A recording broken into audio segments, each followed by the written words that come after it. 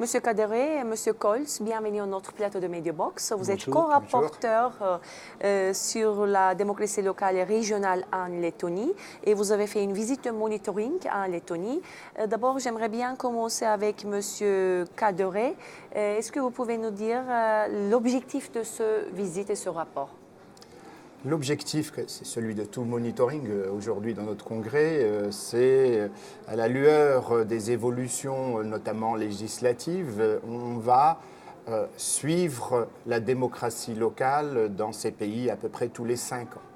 Donc là, la dernière visite, c'était 2011, je crois, et voilà, ça devait être 2016, il y avait des élections, on a reporté en 2017, et donc il s'agit d'actualiser les connaissances du Congrès au sujet de l'évolution démocratique et de voir si l'impact des nouvelles législations n'a pas contrevenu à la Charte européenne d'autonomie locale, qui est un traité qui a été signé aussi par la Lettonie. Donc, quelle est la situation maintenant au niveau de démocratie locale et régionale en Lettonie? Qu'est-ce que vous pouvez dire, Monsieur Kolz? Mais c'est une très bonne situation. Il y a un véritable niveau d'autonomie locale en Lettonie qui respecte très largement la Charte européenne de l'autonomie locale. Les communes disposent de moyens financiers très importants, de compétences très importantes également. Ceci étant, nous avons quand même formulé plusieurs recommandations, notamment pour relayer certaines demandes des pouvoirs locaux lettons, qui est notamment une stabilité dans leurs recettes, étant donné qu'aujourd'hui, c'est chaque année, par le vote du budget annuel, que se détermine notamment le pourcentage des impôts qui sont ristournés aux autorités locales, et celles-ci veulent pouvoir effectivement avoir une prévisibilité dans leurs recettes, avoir une stabilité de celles-ci dans le temps. Donc, dans ce contexte, est-ce que vous avez aussi des recommandations que vous pouvez préciser? Oui, il y a évidemment la stabilité des recettes dans le temps, d'une part. Il y a aussi en Lettonie une très bonne concertation entre pouvoirs locaux et gouvernement, mais parfois, cette concertation se fait un peu à la dernière minute. Donc, on a suggéré qu'il y ait un peu plus de temps pour que les associations de villes et des communes puissent réagir en ayant suffisamment de jours ou de semaines pour pouvoir étudier les textes qui leur sont soumis. Nous avons également soulevé la question de la péréquation. C'est toujours un problème délicat dans beaucoup de pays, notamment en faveur des zones rurales, qui ont parfois certaines difficultés financières pour faire face aux missions qui sont les leurs. Puis il y a un dernier point évidemment très délicat en Lettonie, qui est un héritage de l'histoire, qui est la question des non-citoyens. Donc ce sont les citoyens, les habitants de Lettonie qui, après la Seconde Guerre mondiale, ont été implantés là par Staline. Et c'est eux et c'est leurs descendants. Ils ne bénéficient pas de la nationalité lettonne, ils bénéficient de l'accès à tous les services, des droits sociaux, ils ont un passeport. Mais nous estimons qu'à tout le moins, ils devraient pouvoir disposer du droit de vote aux élections communales, comme bénéficient d'ailleurs de ce droit de vote les citoyens de l'Union européenne dans n'importe quel pays membre de l'Union européenne. Ça représente encore 10% de la population, les non-citoyens en Lettonie. C'est parfois plus d'un tiers des citoyens dans certaines communes. Et même si effectivement ils ont un accès très large et tout à fait équilibré à tous les services rendus par les municipalités, c'est vrai qu'ils sont sans droit politique. Dans ce contexte, est-ce que vous avez des points à souligner aussi? Oui, il y a une particularité en Lettonie.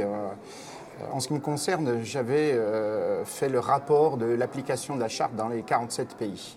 Et on avait relevé certaines tendances, et notamment celle de contester la supériorité de la Charte dans leurs droits. Donc certaines cours constitutionnelles ne considéraient pas la Charte comme contraignante. En tout cas, ne pouvaient pas être supérieure à la loi. Or, c'est un traité, il s'intègre juste après la Constitution. Et nous avons découvert qu'en Lettonie, la Charte était vraiment appliquée et la Cour constitutionnelle s'y réfère.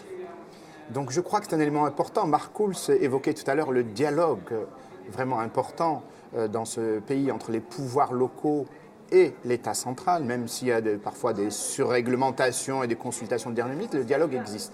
Et la Cour constitutionnelle est la gardienne de notre charte. Donc on a indiqué hier, lorsqu'on a présenté le rapport avec Mark Schulz, que c'était un exemple à suivre, puisqu'on avait assisté à une certaine tendance à la contestation. Voilà un pays qui démontre que il est possible de se référer à la charte et d'avoir une efficacité quant à la mise en œuvre de la démocratie locale, puisque étant contraignante, on s'y réfère et cela valorise aussi, ce qu'on disait tout à l'heure d'ailleurs en débat, dans le débat qui est en cours sur les maires sous pression, qu'il faut absolument s'appuyer sur les représentants de pouvoirs locaux pour que cette démocratie locale soit vraiment effective.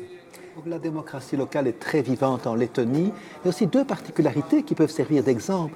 C'est que le dialogue n'est pas toujours uniquement entre le gouvernement et les pouvoirs locaux, il est parfois triangulaire avec les partenaires sociaux sur certaines matières.